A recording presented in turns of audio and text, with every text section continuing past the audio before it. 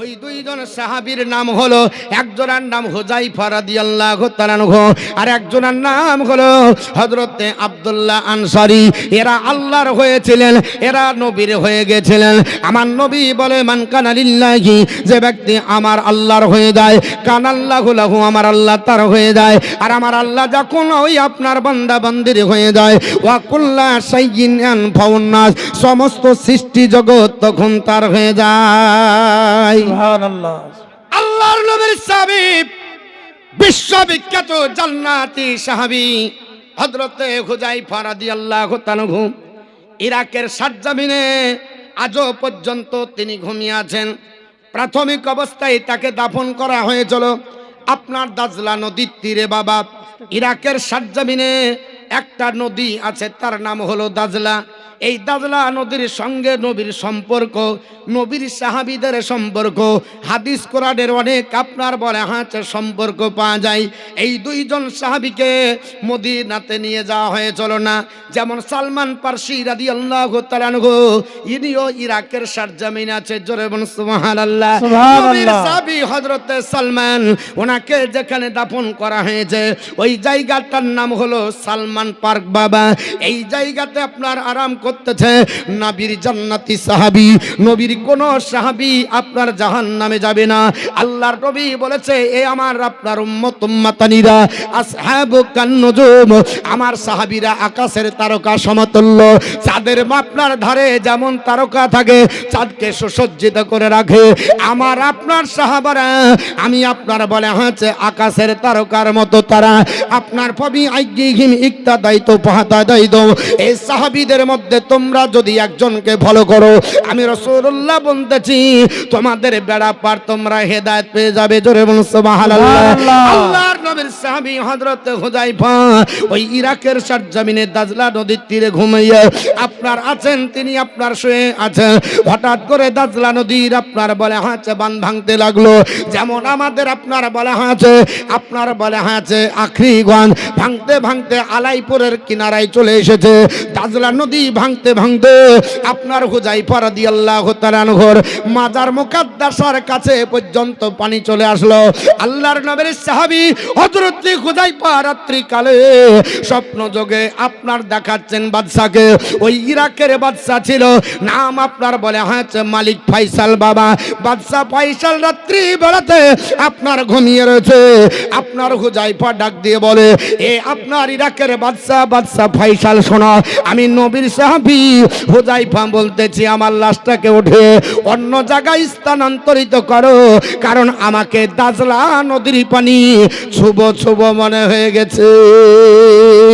কত খেলা খেলা গো মাওলা, তোমার শিখের বাজারে।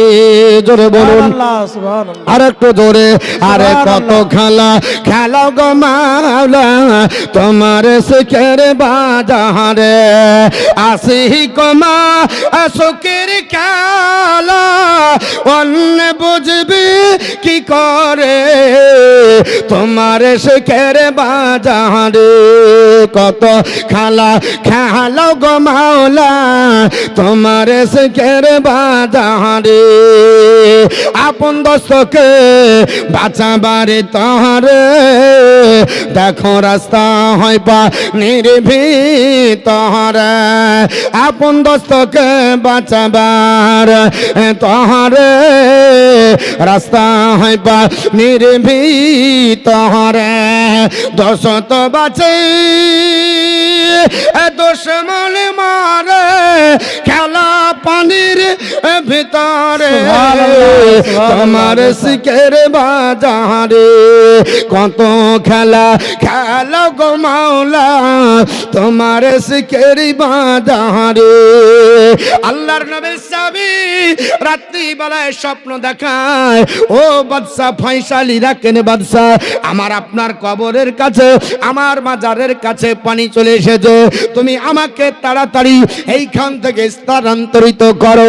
আপনার মালিক ফয়সাল রাত্রি বেলায় স্বপ্ন যোগে দেখলেন, স্বপ্নের কথা দিনে কাজের জন্য বিভিন্ন কাজে ব্যস্ত থাকার কারণে মালিক ফয়সাল ভুলে গেলেন। আবার পরের দিন রাত্রি বেলা হলো, আবার দ্বিতীয় রাত্রে স্বপ্ন যোগে দেখাচ্ছে দেখাচ্ছেন আল্লাহর নবীর সাহাবী হুযায়ফা। আপনার 1300 বছর পরের ঘটনা বাবা। এই ঘটনাটা ঘটেছিল 1933 সালে পৃথিবীর জমিনে। আপনার হুযায়ফা রাদিয়াল্লাহু তাআলা আবার ডাক দিয়ে বলে, এ আপনার আল্লাহর বান্দা, তুমি পৃথিবীর জমিনে বাদশাহী তো করছো, ইরাকের সরজমিনে দেখতে পাও না দাজলা নদীর তীরে আমি আপনার ঘুমিয়ে রয়েছি, আমার লাশের কাছে পানি চলে যাবে। আল্লাহর নবীর আর একজন বিশিষ্ট সাহাবী আমার পাশে আছে, নাম হলো তার হযরত আব্দুল্লাহ আনসারী। তার আপনার মাজার মুকাদ্দাসায় পানি আপনার ঢুকবো হয়ে গেছে। তুমি তাড়াতাড়ি তাকে বের করে স্থানান্তরিত করে অন্য জায়গায় করো। হযরত আপনার বলে হয়েছে হুযায়ফার স্বপ্নটা আপনার মালিক ফয়সাল দেখার বলে আবার আপনার চিন্তা করতে করতে দিনের বেলা আপনার ভুলে গেলেন। দ্বিতীয় রাত্রি যখন হয়েছে মালিক ফয়সালকে রাত্রে স্বপ্ন দেখায়, একই সঙ্গে তিনজনকে স্বপ্ন দেখাচ্ছে। আপনার মালিক ফয়সালের প্রধানমন্ত্রী, তার নাম ছিল বাবা নুরি আল মালিকি, ওকে স্বপ্ন যোগে দেখায়, এ প্রধানমন্ত্রী নুরি আল মালিকি, তোমার বাদশা ওয়াকিবাহান নাই, তোমার বাদশা আমার প্রতি গুরুত্ব দেয় না। আমি নবীর সাহাবী হযরতে হুযায়ফা বন্ধুছি, আমার লাশটাকে স্থানান্তরিত করো। আপনার বলা হয়েছে মালিক ফয়সালের একটা বিশ্ববিখ্যাত আপনার মুফতি ছিলেন, ওই মুফতি সাহেবকে স্বপ্ন যোগে দেখায়, এ মুফতি সাহেব, আজকে রাত্রি বেলাতে স্বপ্নটা তুমি দেখতে পাচ্ছ, আমার আপনার পৃথিবীর জমিনে আল্লাহর নবীর সাহাবী হুযায়ফা বলতেছে আমার লাশকে অন্য জায়গায় নিয়ে যাও। আমার মুসলমান বলার উদ্দেশ্য হলো আল্লাহর নবীর সাহাবী হযরতে হুযায়ফা রাদিয়াল্লাহু তাআলা তিনি আপনার রাত্রি বেলায় স্বপ্ন যোগে দেখান, ওরে আপনার মালিক ফয়সাল আমাকে তুলো 3 দিন হয়ে গেল, গ্র্যান্ড মুফতি তাকেও দেখাচ্ছে আমাকে বাদশা ওঠালো না, এবং আপনার প্রধানমন্ত্রী নাম হলো তার আপনার বলে হচ্ছে নুরি আল মালিকি, ওকে রাত্রি বেলায় স্বপ্ন দেখালো তোমার বাদশা আমাকে ওঠালো না, আমি আপনার ভিজে যাব, আর আমি যদি নারাজ হয়ে যাই আমার নবী নারাজ হয়ে যাবে। স্বপ্ন হলো 3 প্রকার। বুখারী আর আপনার মুসলিমের বর্ণনা, আল্লাহর পবিত্র কোরআন সূরা ইউসুফের মধ্যে আপনি দেখেন বাবা, আল্লাহর কোরআন বলেছে ইজ ক্বালা ইউসুফু লিআবিহি ইয়া আবাতি ইন্নী, এই আয়াতের ব্যাখ্যা যদি আপনি দেখেন নবী বলেছে 3 প্রকার আপনার স্বপ্ন।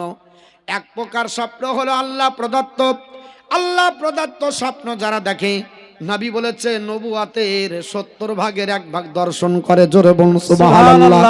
এটা সহিহ বুখারীর ঘটনা, গল্প কিসসা কাহিনী করে কাটিয়ে দিতে রাজি নই। আমার কথাগুলো একটু মূল্যায়ন করবেন, আমি আপনাদেরকে কিছু মেসেজ দিয়ে চলে যাব। 2 নাম্বার স্বপ্ন হলো শয়তান প্রদত্ত।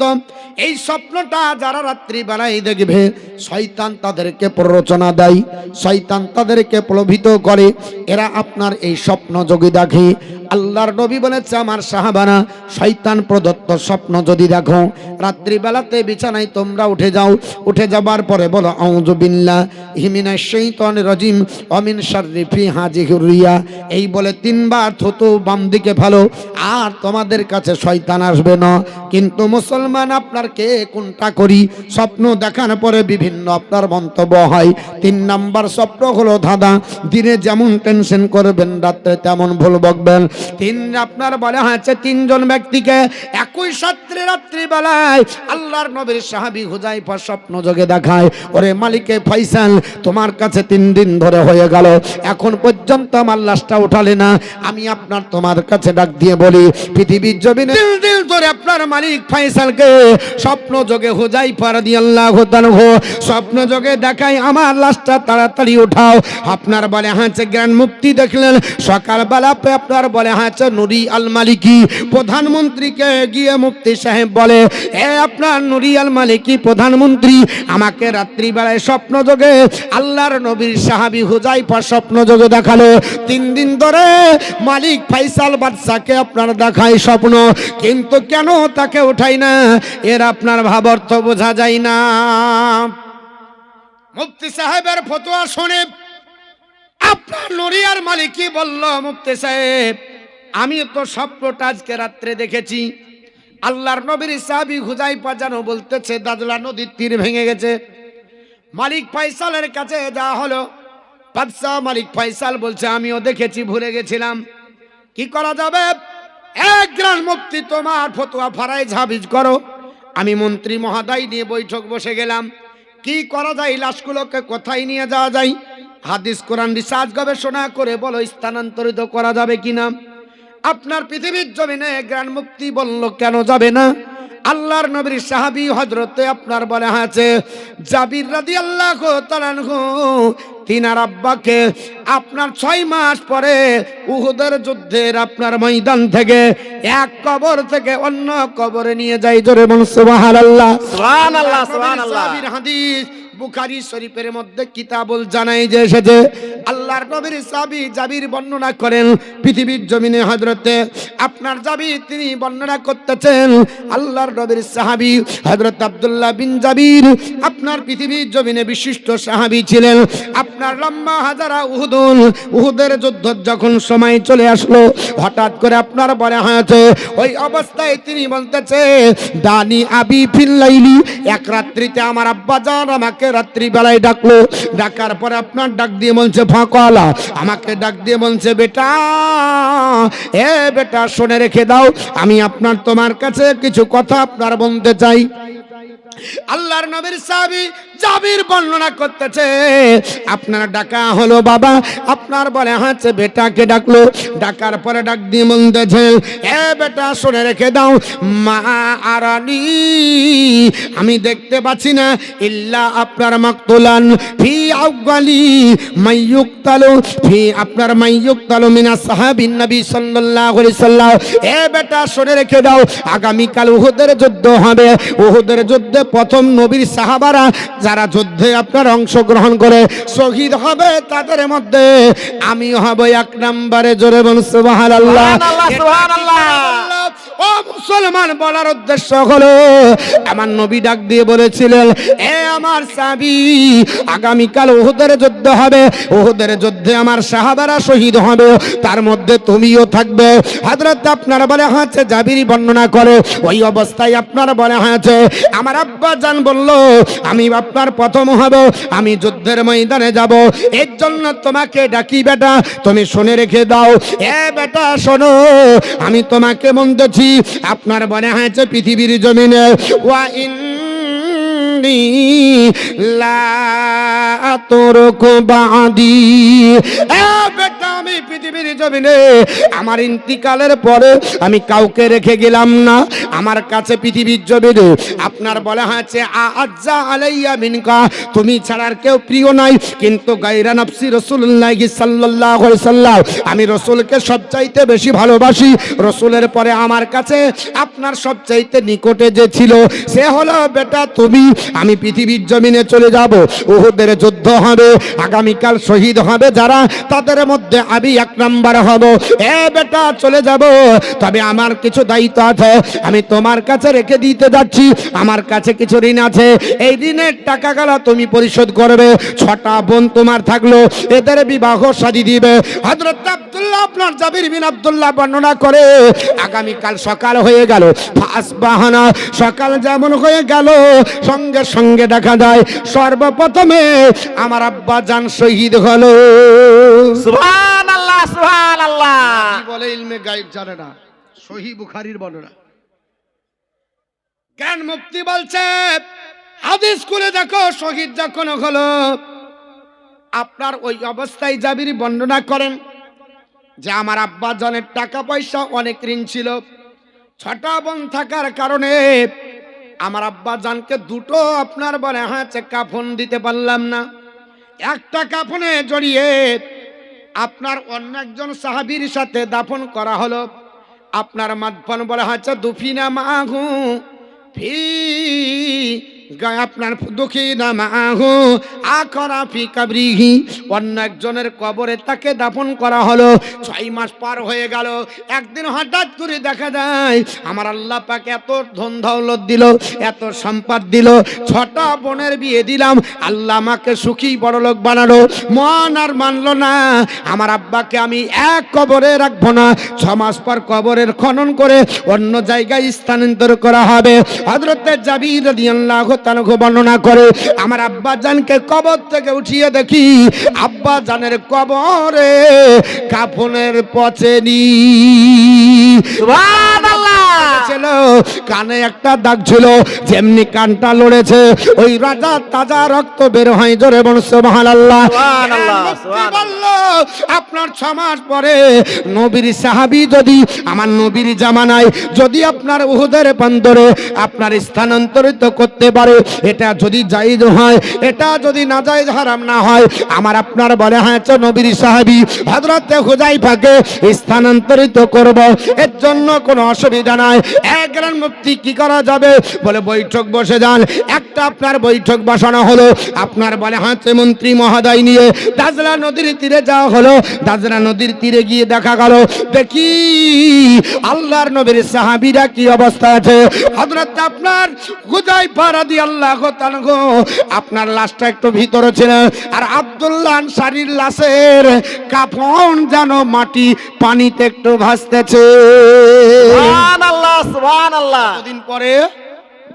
জোরে বলতে হবে, কতদিন পর? কতদিন পর? এটা আমার বেকার বলা হচ্ছে 1300 বছর পর। 1300 বছর পর। কত বছর পর? 1300 বছর পর। ঘটনাটা ঘটেছিল কবে? 1933 সালে। 1933 সাল। তখন ছিল হজের মৌসুম।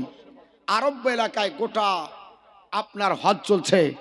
হাজিগণ চিঠি লিখছে, আমরা নবীর সাহাবীকে দেখিনি, কিন্তু নবীর সাহাবীকে আমরা এই ইন্তাকালের পরে যদি দেখি তো আমাদের জন্য আপনার ইহ জগৎ পরজগৎ মঙ্গল হয়ে যাবে। এ মালিক ফাইসাল বাদশাহ, আপনার জামানায় যখন নবীর সাহাবীর লাশ তুলবেন তখন আপনি একটু দিন নির্দিষ্ট করেন, যেই দিন আমাদের হজ হয়ে যাবে, আমরা হজ থেকে রিটার্ন যাওয়ার সময় আপনার কাছ থেকে আমরা পারমিশন নিয়ে নবীর সাহাবীদেরকে দু নজরে দেখব, যেন আমাদের কলিজা ঠান্ডা হয়ে যায়। কারণ মদিনা আমরা আপনার এসেছি, আপনার মদিনাতে কোনো নবীকে দেখতে পেলাম না, নবীর আপনার সাহাবীকে দেখতে পেলাম না।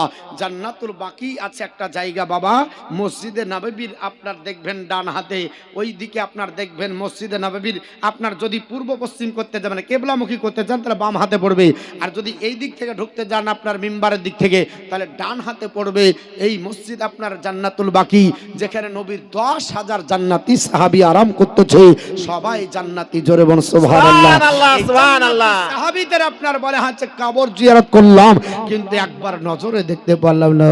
ও মদিনার মাটি রে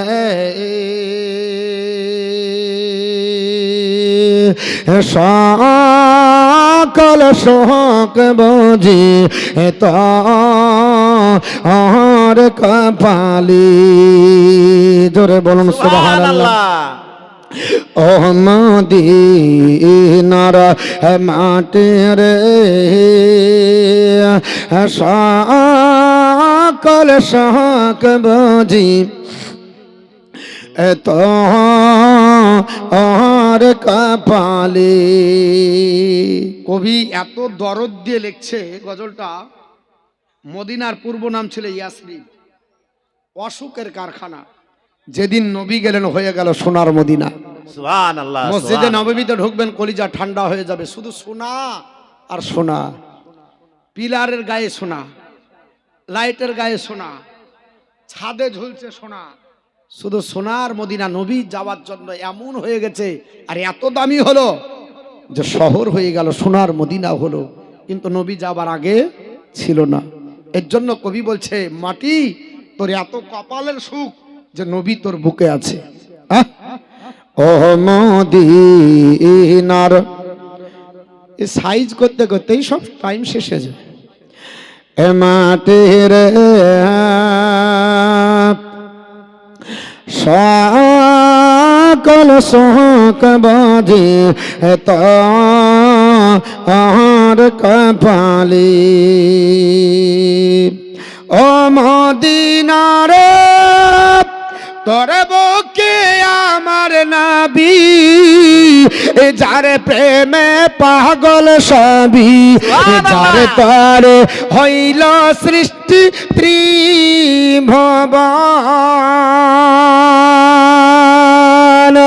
কাঁদিয়া আমি সারাক্ষণি কখন যাব সেখানে কাঁদিয়া আমি সারাক্ষণি কখন যাব সেখানে সগে না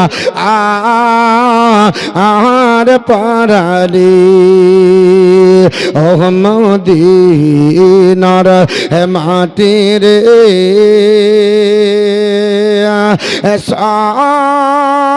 সকল শোক বোঝি তোর কপালে ও মদিনা রে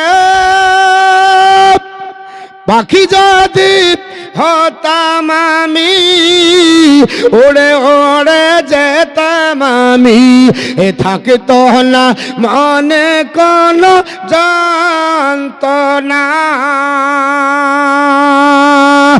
দেখে নাই ডানায় আমার সাথে নাই টাকায় আমার দেখে নাই ডানায় আমার সাথে নাই টাকায় আমার কেমন কেমন যাব সেখানে ও মদিনার মাটির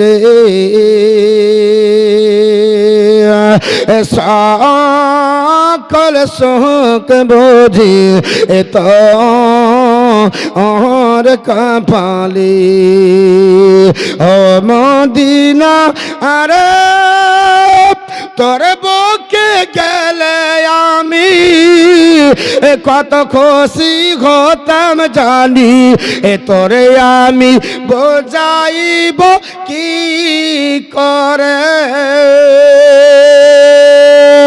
রওজা শরীফে গিয়ে নবীজিকে সালাম দিয়ে রওজা শরীফে গিয়ে নবীজিকে সালাম দিয়ে বলিতাম মনের বাসনা ও মদিনার মাটির সকল শোক বুঝি তোর কপালে আল্লাহুম্মা সাল্লাল্লা সাইয়্যিদিনা মাওলানা মুহাম্মদ ওয়া আলা আলি সাইয়্যিদিনা মাওলানা মুহাম্মদ সাল্লাল্লাহু আলাইহি সাল্লাম। আমার মুসলমান আপনাদের কাছে দুইজন সাহাবী জিন্দা নবীর জান্নাতি সাহাবীর ঘটনা বলছিলাম বাবা, এটা আপনার চাক্ষুষ প্রমাণ, পৃথিবী গোটা বিশ্বব্যাপী প্রমাণ আছে। 1933 সালের ঘটনা।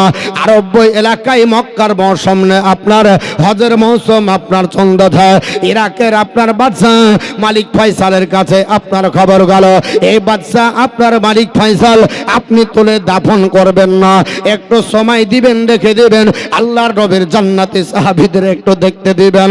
আপনার বলে আছে, আপনার বলে আছে মেলের মাধ্যমে, আপনার চিঠির মাধ্যমে চতুর্দিক থেকে খবরাখবর হয়ে গেল, সবাই জানতে পেরে গেল আল্লাহর নবীর দুইজন সাহাবীকে দাজলা নদীর তীর থেকে তোলা হবে।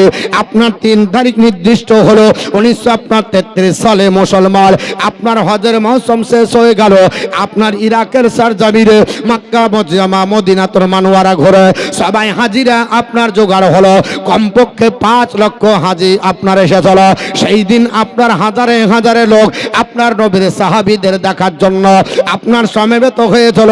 সেইখানে বিজ্ঞানীরা পর্যন্ত ছিল, দার্শনিকেরা ছিল, ডাক্তার ছিল, পৃথিবীর জমিনে আপনার জ্ঞান মুক্তি বলে মালিক ফয়সাল এবং আপনার বলা হয়েছে প্রধানমন্ত্রী নুরি আল মালিকি বলল নবীর সাহাবীদের তুলতে গিয়ে যেন বিয়াদবি না হয়ে যায়, কারণ নবীর সাহাবীরা জিন্দা, এদেরকে তুলতে গেলে যদি লাগে কষ্ট পেয়ে পেয়ে যাবে। আমার নবী বলেছে কবরস্থানে যদি যাও খবরদার কবরে হিনান দেবে না। ইয়া রাসূলুল্লাহ কেন হিনান দেব না? আমার নবী বললেন কবরের উপরে যদি হিনান দাও, জিন্দা মানুষের উপরে আপনার যদি হিনান দাও যতটা কষ্ট পাবে, কবরবাসীর উপরে যদি তোমরা কবরে পা দাও ততটাই কষ্ট পায়। আল্লাহর নবী ডাক দিয়ে বলেছিলেন বাবা, এই জন্য আপনার মুফতি সাহেব বলল খবরদার কোনো বেয়াদবি জানা না হয়ে যায়। সেই দিন আপনার হাজার হাজার লোক 5 লক্ষ হাজির সমবেত হলো। জার্মানির একটা বিজ্ঞান গেছিল, সেই বিজ্ঞানী যে আপনার চক্ষু বিশেষজ্ঞ ছিল। আপনার 1923 সালে আল্লাহর নবী 2 জন সাহাবীকে আপনার দাজলা নদীর তীর থেকে বাবা আপনার তোলা হলো। আপনার হযরতে হুযায়ফাকে আর হযরতে আব্দুল্লাহ আনসারীকে দেখা গেল আব্দুল্লাহ আনসারীর কবরে কিছুটা পানি ঢুকে গেছে। যেমনি তুলেছে আল্লাহর নবী 2 জন সাহাবীকে সম্মুখে রাখা হলো। 2 জন সাহাবী মনে হচ্ছে সবে মাত্র দাফন করা হয়েছে। জোরে সুবহানাল্লাহ। আল্লাহর নবীর সাহাবী 2 জন সাহাবী হযরতে হুযায়ফা আর আব্দুল্লাহ আনসারীকে দেখে আল্লাহর আপনার বান্দারা সবাই অবাক হয়ে গেল। আপনার হাতের আঙ্গুলগুলো যেন আপনার সতেজ রয়েছে, একটা লোম পর্যন্ত খসে না, চুল পর্যন্ত খসে যায়নি, দাড়ি মুবারকে যেন লাবণ্যতা বহন করে। আপনার রক্ত সঞ্চালন চলতেছে। আপনার একটু আপনার বলা আছে যেখানে ক্ষত বিক্ষতর দাগ ছিল ওই জায়গাটা একটু সরাতে গিয়ে লড়ে যাবার কারণে তাজা রক্ত বের হচ্ছে। জোরে বলুন সুবহানাল্লাহ। আমার আল্লাহ বলেছে ওয়ালা তাকুলু লিমান ইউকতালু ফি সাবিলিল্লাহি আমওয়াত, যারা আল্লাহ রাস্তায় শহীদ হয়ে যায় তাদেরকে মুর্দা বলো না, তারা জিন্দা জিন্দা জিন্দা। জোরে বলুন সুবহানাল্লাহ। আল্লাহর কোরআন অনুযায়ী আল্লাহর নবী 2 জন সাহাবী জিন্দা, 5 লক্ষ হাজী সাহেব সেখানে আপনার প্রমাণ দিতেছে। 1933 সালে সবাই আপনার অবাক হয়ে গেল। বেধর্মী যারা হাজার হাজার ছিল কলমা পড়ে মুসলমান হয়ে গেল। আপনার জার্মানির ডাক্তার চক্ষু বিশেষজ্ঞ বলল বাদশা এ মালিক ফয়সাল আপনাদের এই নবীর সাহাবীকে আমাকে একটু পরীক্ষা করতে দেন, আসলে আপনার সে জিন্দা আছে না মুর্দা একটু একটু দেখা যাবে। আল্লাহর নবীর সাহাবী হযরত হুযায়ফার কাছে যাওয়া হলো। হযরত হুযায়ফার হাত লাড়িয়ে দেখে ডাক্তার বাবু প্রমাণ দিল এ আপনার মনে হচ্ছে টাটকা এখনই মারা গেছে, রক্ত আপনার চলতেছে। আপনার বলা হয়েছে, তিনি বললেন আমি চক্ষু বিশেষজ্ঞ ডাক্তার, তবে আমি একটু চোখটা পরীক্ষা করব। পৃথিবীর বিজ্ঞানীরা বলেছে মানুষ যখন মারা যায় সঙ্গে সঙ্গে মানুষের আপনার ডেড বডিটা কবরস্থ করার পরে 72 ঘন্টা পরে বাস্ট হয়ে যায়, আর কোনো লাশ থাকবে না। 72 ঘন্টা পর বাস্ট হয়ে যাবে। 8 দিন যদি হয়ে যায় আপনার পচন ক্রিয়া চলবে। 40 দিন যদি হয়ে যায় এত আপনার গ্লানি আপনার রাসায়নিক বিক্রিয়া হবে, মাটি পর্যন্ত আপনার স্যাঁতস্যাঁতা হয়ে যাবে। 2 বছর যদি হয়ে যায় হাড্ডি ছাড়া আপনার মাংসগুলো সব মাটিতে খেয়ে নেবে। আর 40 বছর যদি হয়ে যায় 3টি হাড্ডি ছাড়া সব হাড্ডি পর্যন্ত নষ্ট হয়ে যায়। একটা হলো মাথার হাড্ডি, একটা গলার আপনার টিকরে, আর একটা হচ্ছে পিছনের টিকরে। এই 3টি হাড্ডি ছাড়া সব নষ্ট হয়ে যায়। কিন্তু 1300 বছর হলো আল্লাহর নবীর সাহাবী হাড্ডি তো দূরের কথা একটা লোম পর্যন্ত খসে না। আপনার বলা হয়েছে সেইখানে হাজার হাজার লোকের সামনে আপনার ক্যামেরা ফিটিং করে আপনার চলতেছে পৃথিবীর জমিনে। আল্লাহর নবীর সাহাবী হুযায়ফার চোখটা যেমনি আলগা করতে যাবে চোখটা বুঝেছিল, কারণ নবী বলেছে যদি কেউ ইন্তিকাল করে যায় চোখটাকে বন্ধ করে দাও। চোখ বন্ধ করা অবস্থায় যেন আপনার আরাম করতেছে, যেন ঘুমাতেছে।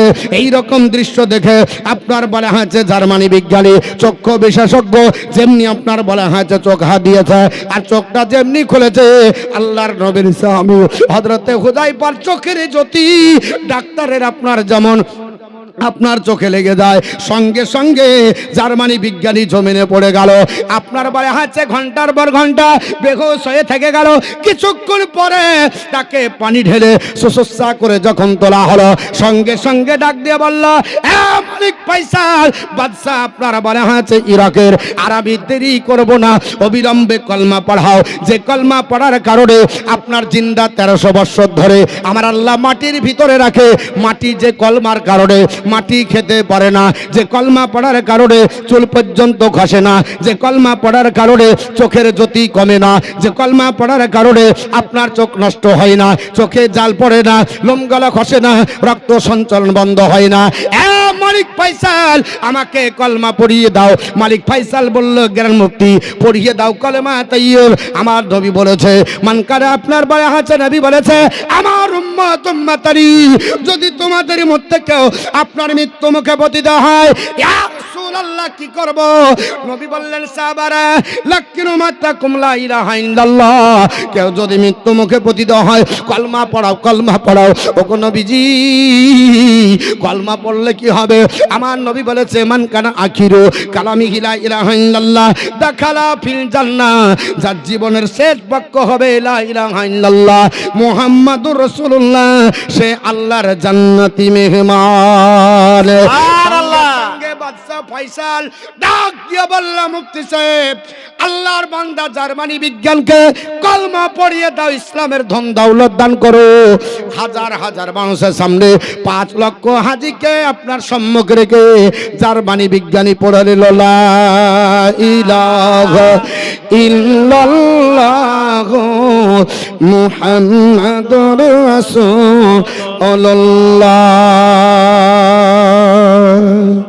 হৃদয়ের মাঝে একটাই বাসনা, যাহাব আমি সোনার মদিনা। জোরে হবে না? বলবো গজলটা বলবো? হ্যাঁ বললে কিছু পাওয়ার জন্য তো কিছু দিতে হবে। कुछ पाने के लिए कुछ खोना ही पड़ेगा, है ना? কিছু পাওয়ার জন্য কিছু দিতে হবে। আল্লাহর বান্দা, আমি বলতে বলতে প্রায় 1-1 ঘন্টা পার করে দিলাম, কিন্তু আমি বলবো আজকে আপনাদের কাছে ইনশাআল্লাহ আলোচনা করব। তবে যেহেতু আপনার মসজিদের উন্নতি কল্পে জালসা, আল্লাহ নবী বলেছে রাজুলুন কালবুহুন মুআল্লাকুন ফিল মসজিদ, যার হৃদয় মসজিদের সঙ্গে লেগে যায় আমার আল্লাহ তাকে আরশের নিচে জায়গা দেয়। জোরে বলুন সুবহানাল্লাহ, সুবহানাল্লাহ। মান বানা লিল্লাহি মাসজিদান বানাল্লাহু লাহু বাইতান ফিল জান্নাহ, যে ব্যক্তি আল্লাহর ঘর বানালো আল্লাহ তার জন্য জান্নাতে একটা মহল বানাবে। মসজিদ সম্পর্কে অনেক হাদিস আছে, কোরআন আছে, ইনশাআল্লাহ বলার চেষ্টা করব। তবে একজন আল্লাহর বান্দা যিনি সভাপতি ছিলেন, ইনি অসুস্থ শারীরিকভাবে, ইনি ডাক্তার দেখাতে যাবেন। আল্লাহর কাছে দোয়া করি ওনাকে আল্লাহ সুস্থ করুক এবং শিফায়ে কামিলা দান করুক। তিনি এই মসজিদের জন্য আল্লাহর ঘরকে চিন্তা ভাবনা করে পৃথিবীর জমিন থেকে চলে যেতে হবে। বাপ সবাইকে যেতে হবে, না হবে না? সবাইকে চলে যেতে হবে, কবর কাউকে ছাড়বে না। আল্লাহর নবী বলছে, হযরতে বারা বিন আজিব বর্ণনা করেন, হযরতে বারা বিন আজিব বলছে এ নবীর সাহাবারা শোনো, আল্লাহর নবী বলছে কবরে রাখার সঙ্গে সঙ্গে 2 জন ফেরেশতা আসবে। ইয়াতিহি মালাকানে 2 জন ফেরেশতা আসবে। ফাইজুল সাদিহি তাকে খাড়া করে বসাবে। আপনার ভাই ইয়াকুলানে লাহু তাকে জিজ্ঞেস করবে মান রাব্বুকা, তোমার প্রভুকে। যদি আল্লাহর একত্ববাদ স্বীকার করে, আল্লাহরই দাসত্ব করে, তো সেই ব্যক্তি বলবে, আপনার বলা হচ্ছে ফায়াকুলু, সে বলবে রাব্বি আল্লাহ, আমার প্রভু হলো আল্লাহ। আবার দ্বিতীয় প্রশ্ন জিজ্ঞাসা করা হবে ফায়াকুলানে লাহু মা দিনুকা, তোমার দিন কি? তখন সে বলবে দিনিল ইসলাম। ফায়াকুলু দিনি ইসলাম, আমার দিন ইসলাম। তৃতীয় নাম্বার প্রশ্ন জিজ্ঞাসা করা হবে ফায়াকুলানে লাহু, তাকে জিজ্ঞাসা করা হবে মা হাজার রাজুল আল্লাজি বুইসা ফিহি ফিকুম, তোমাদের মধ্যে থেকে তাকে যে পাঠানো হয়েছে এই লোকটিকে, এই মানুষটা সম্পর্কে তোমার ধারণা কি? ফায়াকুলু, সঙ্গে সঙ্গে সে আল্লাহর বাহমান জান্নাতি যদি হয়, নবী আমার বলছে আমার চেহারা দর্শন করার সঙ্গে সঙ্গে চিনতে পারবে। সে সঙ্গে সঙ্গে বলবে হুয়া রাসূলুল্লাহি সাল্লাল্লাহু আলাইহি সাল্লাম, তিনি হচ্ছেন আল্লাহ রাসূল। জোরে বলুন সুবহানাল্লাহ। তাকে জিজ্ঞেস করবে ফেরেশতা, এই আল্লাহর বান্দা, তুই তো বলে দিলি নবী মুহাম্মদ রাসূলুল্লাহ সাল্লাল্লাহু আলাইহি সাল্লাম, তো মা তাদরিক, তুমি কি করে চিনলে এটা রাসূল? সঙ্গে সঙ্গে জান্নাতি বহা মেহমান বলবে চিনতে পারবো না, আপনার কারাতু কিতাব আল্লাহ, আমি আল্লাহর কিতাব পড়েছি, আমানতু বিহি, আর তার উপর ঈমান এনেছি, ওয়া সাদ্দাকতু, আর তার উপরে আপনার সত্যায়ন করে প্রমাণ করেছি। এর জন্য আমার আল্লাহ পাক বলে এ জগৎবাসী শোনো, আপনার ওয়ায়ুসাব্বিতুল্লাহুল্লাযিনা, এ আমার আপনার বান্দারা শোনো, তোমরা পৃথিবীর জমিনে আমি আল্লাহর কোরআনের দিকে খেয়াল করো। আমি আল্লাহ পাক নিশ্চয়ই তোমরা যারা মুমিন হবে, মুমিনের আপনার কথাকে ইহ জগত সত্য বলে প্রমাণ করব, পর জগত সত্য বলে প্রমাণ করব। জোরে বলুন সুবহানাল্লাহ। আপনাদের কাছে বলতে চাই, তারপরে যখন আপনার প্রমাণ দিবে, আল্লাহর তরফ থেকে আসমান থেকে আসমানি বানা হবে। আপনার বলে হচ্ছে ফা ইউনাদি মুনাদিন, একজন আহ্বানকারী আহ্বান করে বলবে। আপনার বলে হচ্ছে ফি মিনাস সামাই, আসমান থেকে আপনার খবরটা আসবে, আন সাদাকা আবদি, আমার বান্দা সত্য বলেছে। এ ফারিস্তা তোমরা এক কাজ করো, ফা আফরিসুহু মিনাল জান্নাতি, আমার এই বান্দাকে জান্নাতের পোশাক বা আপনার বিছানা বিছিয়ে দাও। জোরে বল সুবহানাল্লাহ। সুবহানাল্লাহ, জান্নাতের সুবহানাল্লাহ। বিছানা বিছিয়ে দেওয়া হবে। ওয়া আলবিসুহু মিনাল জান্নাতি, জান্নাতের লেবাসগুলো তার পোশাকে পরিয়ে দাও। সে শীতের মৌসুম চিন্তা করেনি, হারাম আপনার খাইরি, আপনার রাতের কনকনে ঠান্ডাতেও অপেক্ষা করে আমি আল্লাহর ঘরে নামাজ পড়ার জন্য এসেছে। এর জন্য তাদেরকে ঠান্ডা লেগেছে, ঠান্ডা চিন্তা করেনি, ল্যাপের ভিতরে মুখ ভরে থাকেনি, আমি আল্লাহর জন্য সাড়া দিয়েছে। অতএব তাদেরকে আর আপনার ঠান্ডাতে নয়, তাদেরকে কবরে আরামের জায়গা আমার জান্নাত থেকে দিয়ে দাও, জান্নাতি পোশাক দিয়ে দাও।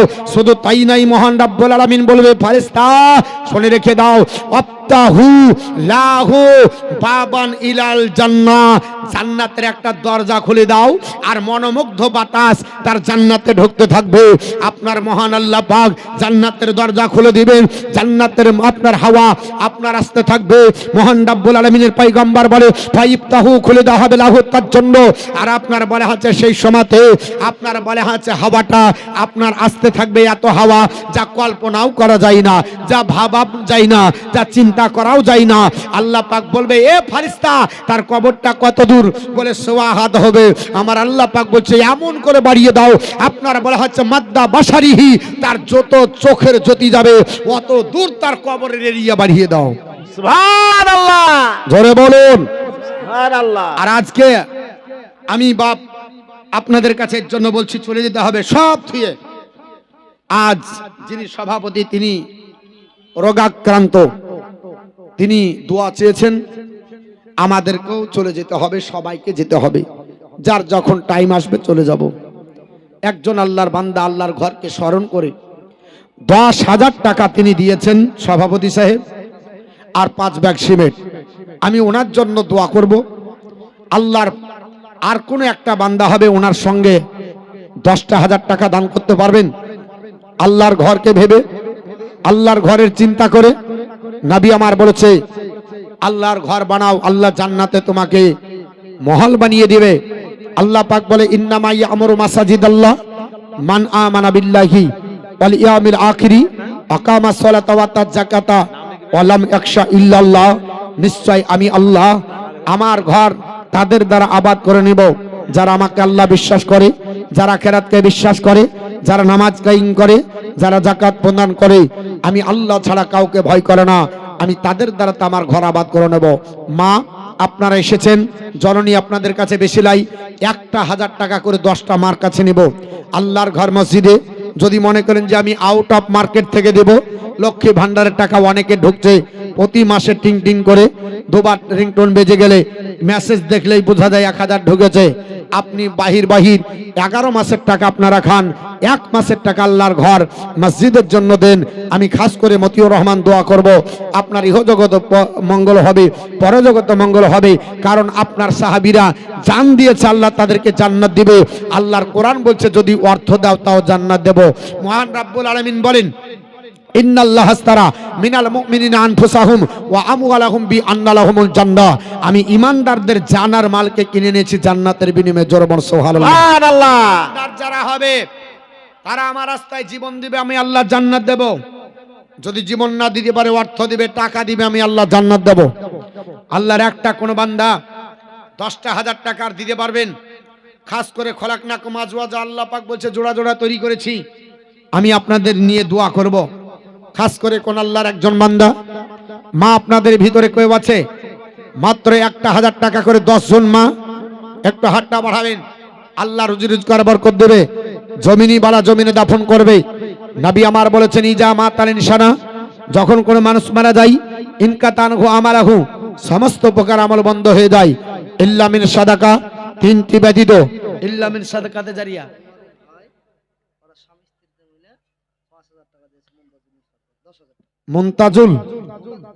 মুমতাজউদ্দিন সরকার সভাপতির ভাই, ওনারা দুইজন স্বামী স্ত্রী মিলে 5,000 টাকা দেবার জন্য ওয়াদা করেছে। 10,000 বাকি না নগদ? 2,000 নগদ, 8,000 বাকি। ওনার ভাই বলছে আমিও 10,000 দেব। আল্লাহ পাক তিনার দান কবুল করুন, হায়াত দারাজ করুন, রুজি রোজগার বরকত দিন, জোরে বলুন আল্লাহুম্মা আমিন। আমি আপনার 10,000 চেয়েছিলাম, মাদের কাছ থেকে 1,000 করে 10টা মার কাছে চেয়েছিলাম।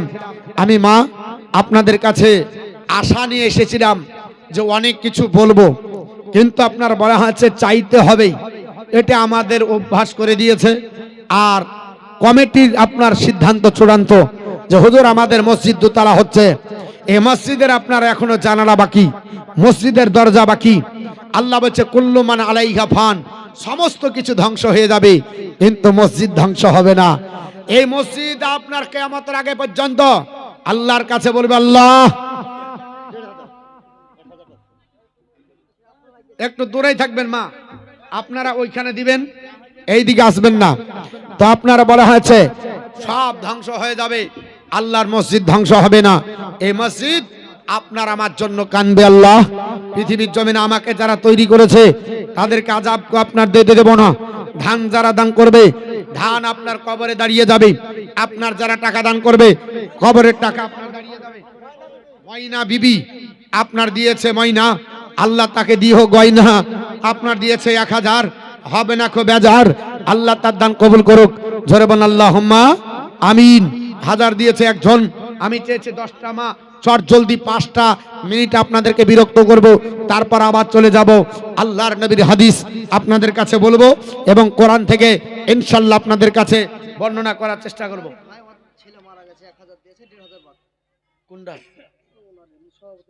সভাপতির আরেকজন ভাই, উনি 1,000 দিয়েছে নগদে আর 1,500 বাকি। ওনার একটা ছেলে অসুস্থ, মারা গেছে। উম্মে সালমা, ছোট্ট একটা আপনার বলা হয়েছে মেয়ে, ছোট্ট মেয়ে, আব্বা নাই। উম্মে সালমা খুব সুন্দর নাম, নবীর একজন। আপনার স্ত্রীর নাম ছিল উম্মে সালমা রাদিয়াল্লাহু তাআলা আনহা, জান্নাতি মহিলা। এই নামের বরকত আল্লাহ তাকে যেন জান্নাত নসিব করো, তার আব্বাকে যেন জান্নাত নসিব করো, জোরে বলেন আল্লাহুম্মা আমিন। দোয়া করেন তো আল্লাহুম্মা আমিন, আল্লাহুম্মা আমিন। আল্লাহুম্মা রাব্বানা আতিনা ফিদ দুনিয়া হাসানাতাও ওয়া ফিল আখিরাতি হাসানাতাও ওয়া কিনা আযাবান নার। আয় আল্লাহ পাক, সভাপতি সাহেব শারীরিকভাবে অসুস্থতা থাকার কারণে জালসার মাহফিলে আসতে পারেনি। 10,000 টাকা দান করেছে। আল্লাহ 5 ব্যাগ সিমেন্ট দান করেছে। তার ভাই স্বামী স্ত্রী মিলে তারাও 10,000 দান করেছে। আর একজন ব্যক্তি 2,500 টাকা তার ভাই দান করেছে। আর একজন সালমা বলে আপনার বলা হয়েছে মেয়ে, তার আব্বা জনের জন্য 500 দিয়েছে। আর একজন 1,000 দিয়েছে, আর একজন 1,000 দিয়েছে। আল্লাহ আপনি তন্তরজামি, সবার আপনার দানগুলোকে কবুল করে নেন। যাদের বলতে পারলাম না তাদেরকে কবুল করে নেন, হায়াত দারাজ করে দিন, রোজি রোজগার বরকত দেন। জমিনি বালা জমিনে দাফন করে দিন, আসমানি বালা আসমানে উঠিয়ে নিন। আল্লাহ পাক যারা যে উদ্দেশ্যে দিয়েছে তাদের যাই যে তামান্না পূর্ণ করে দেন।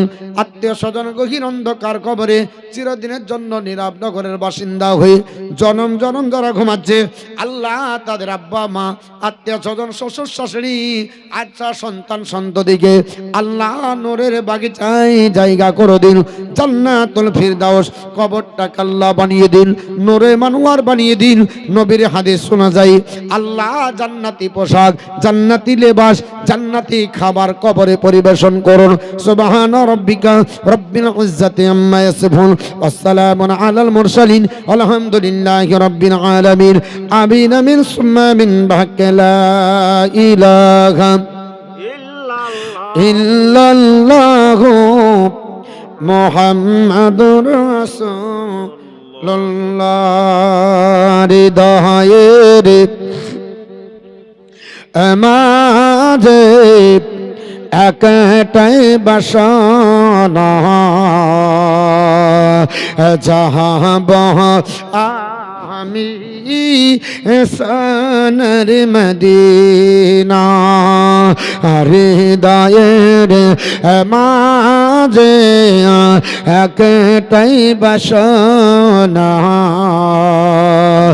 চাহব আমি। বলেনের বিবি 200 আয়েশা বিবি, খুব সুন্দর নাম, তিনিও দিয়েছেন 400। কিন্তু 10টা মা লাগবে 1000 টাকা করে। লক্ষ্মী ভান্ডার যাদের ঢুকছে দোয়া করবো দিদি যেন 10,000 বেতন বাড়াই। হ্যাঁ, আর যদি না দেন তাহলে মনে দুঃখ থেকে যাবে। আর এই অ্যাকাউন্ট নাম্বার যদি একবার বন্ধ হয় তাহলে 4 মাস ঘুরতে হবে, তাহলে 4000 লস হবে।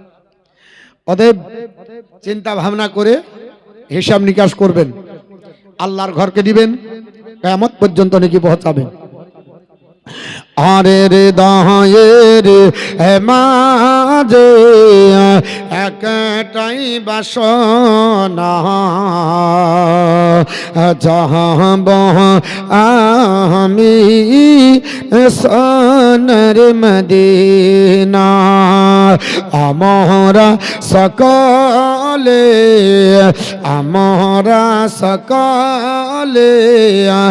নবীজির দিওয়ানা যাহব আমরা সোনার মদিনা। ইয়া সয়াছে সম্বলে যে নাই নেই যে আমার কোন সফিনা থাকে তো যদি দুটি ডানা থাকে তো যদি দুটি ডানা ওরে যেতাম সোনার মদিনা। আরে দায়ের মাঝে একটাই বাসনা যাহব আমি সোনার মদিনা। শাহজাহান বাবা 1000 টাকা দান করেছে, আল্লাহ দান কবুল করে জরবান আল্লাহুম্মা আমিন। তাহলে দুটা হলো মা আপনাদের দিক থেকে, আর দুটো হয়েছে 10,000। নবী বলেছে আল্লাহু বিতরুন ওয়া হিব্বুল বিতর, আল্লাহ বিজোড়, আল্লাহ বিজোড়কে ভালোবাসে। আল্লাহর ঘর কটা জানালা আছে গো? জানালা কটা আছে? জানালা কটা আছে দোতলায়? 6টি দরজা, একটা দরজা। একটা আল্লাহর কোন বান্দা একটা দরজা বাবদ দরজায় 10,000 টাকা হয়তো খরচ হবে, বেশিও হতে পারে। একটা দরজা বাবদ 10,000 টাকা দিতে পারবেন? কিয়ামত পর্যন্ত আপনার নামায় আমলে নেকি পৌঁছতে থাকবে, বাপ মার কবরে পৌঁছাবে। আল্লাহর ঘরের দরজা আপনি বানাবেন, আর আপনার ঘরের দরজা আমার আল্লাহ ফারিস্তা দ্বারা করিয়ে দিবে। সুবহানাল্লাহ। জান্নাতে হবে। শফিকুল শেখ 2000, সালেহার 1000। কোন মা আপনি একটা জানালাও দিতে পারেন, আব্বা জান ভাইজান একটা জানালা দিতে পারেন, একটা দরজা দিতে পারেন। কিয়ামত পর্যন্ত জানালা দরজা থেকে যাবে, আর আপনার নেকি পৌঁছাতে থাকবে কবর, আপনার আব্বা জানের কবরে, মা জানের কবরে। দুর্গাপুরে সদরুল শেখ 500 নগদ, 500 বাকি দিয়েছে 1000। আল্লাহ পাক দান কবুল করুন। আপনার মা দিয়েছে 1000, আল্লাহ দান কবুল করুন। আরে মেয়েদের মধ্যে থেকে 3 জন হলো 1000, ইনশাল্লাহ 10টা হবে। আর একজন মা একটা জানালা দিবেন, আমি আপনার কাছে চাই। গতকালকে জালসা ছিল ডোমকুল আপনার শম্ভনগর, তো বলল হুজুর 8টা 5000 লাগবে, সেখানে দেখা গেল 21টা হলো। জানি না আল্লাহ কার দ্বারাই কি আপনার করিয়ে নাই। আল্লাহ আপনাদেরকে ভালোবেসেছে, দোতলা মসজিদ করেছেন। একটা আল্লাহর বান্দা একটা দরজা দিব, একটাই দরজা আছে, সৌভাগ্যবান হবেন যে এই মসজিদের দরজাটা আমি দিয়ে দিলাম। বাদশাহ হারুন আর রশিদ যেই দিন দেখতে পেয়েছিলেন মুফতির কাছ থেকে ফতোয়া নিলেন যে আপনার বলে হচ্ছে আল্লাহর বান্দা যদি কেউ একটা মসজিদ তৈরি করে আমার আল্লাহ তার জন্য একটা জান্নাত বানাবে। বাদশাহ হারুন আর রশিদ বলেছিলেন আমি পৃথিবীর জমিনে একাই মসজিদ বানাবো আর কাউকে দিব না অংশগ্রহণ করার জন্য।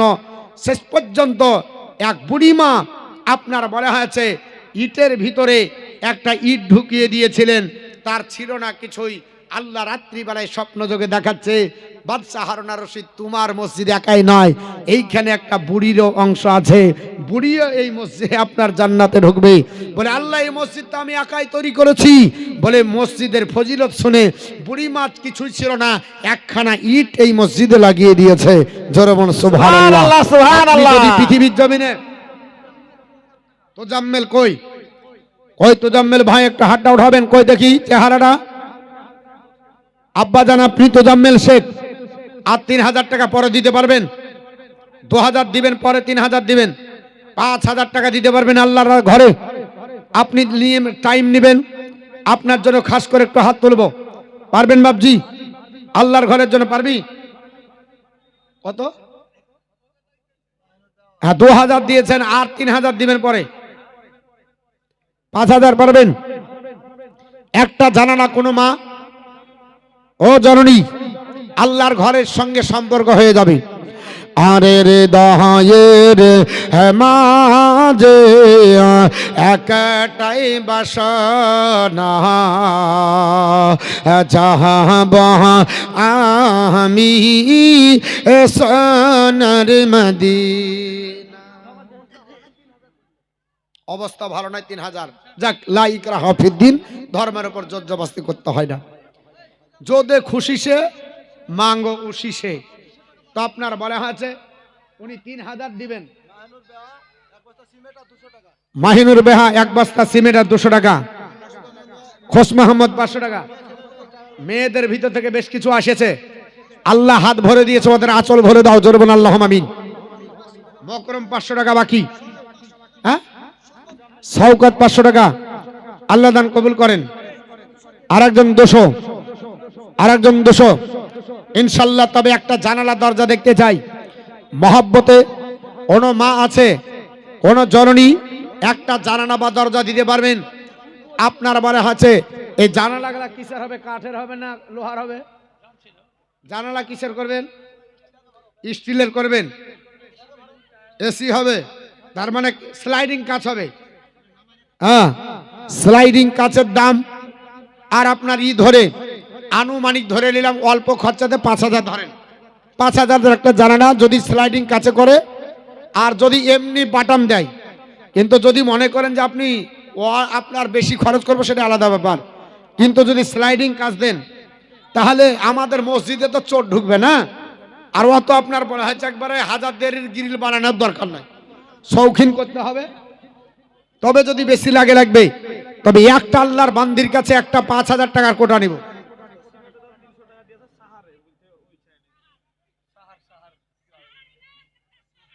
আরে সাহারি আমার গ্রামের পাশের লোক, আমার গ্রামের লোক বলছে সাহারে, সাহারে লাই গ্রামের নাম হচ্ছে সাহারি। আপনাদের দেশে শ্বশুর গ্রাম আছে? হ্যাঁ আমাদের গ্রামের পাশে গ্রাম, আমাদের গ্রাম ভেঙেই ওই গ্রামটা। সাহারি গ্রামে যত জনসংখ্যা আছে 2 থেকে 3 ঘর বাদে যত লোক আছে সবই আমাদের নতুন গ্রামের লোক। এর জন্য আমাদের গ্রামের লোক, আর আমার ওর জন্য সামনে বসে আছে। হ্যাঁ হোসেন শেখ 2000, ওয়ারি ছেলে মহিদুল 2000, 3000। আল্লাহ দান কবুল করুক। তবে একটা জানালা নিব কোন মা 5000 টাকা দিতে পারবেন একটা জানালা বাবদ। যদি বেশি লাগে কমিটি সেটা দিবে, ওটা ভর্তুকি দিবে। গভর্নমেন্ট আমাদেরকে চাল দেয় 2 টাকা কেজি, গম দেয়, আটা দেয় 2 টাকা কেজি অনেক সময়। আবার আপনার বলা হচ্ছে কিছু দেয় অল্প দামে, ওটা সরকার ভর্তুকি দেয়, কমিটি ভর্তুকি দিবে। তবে 5000 টাকা দিয়ে একটা আল্লাহর বান্দি জানালা রাখতে পারবেন। আল্লাহর ঘর মসজিদের জন্য আপনার কাছে জান ভরে দোয়া করব। আল্লাহকে বলবো আল্লাহ তোমার বান্দিরা, তোমার বান্দার একটা জানালা ওয়াদা করেছে 5000 টাকা, আমি একটু দেখতে চাই। আর দরজার জন্য 10000 টাকা। একজন আল্লাহর বান্দা বান্দি হাত উঠান, আমি খাস করে মতিউর রহমান আপনার জন্য দোয়া করব ইনশাআল্লাহ। আরে রে দহায়ে রে সাবিনা সাগরপাড়া। হাসান 500 টাকা একটা ফ্যান দিয়েছে সাবিনা, আল্লাহ দান কবুল করুন।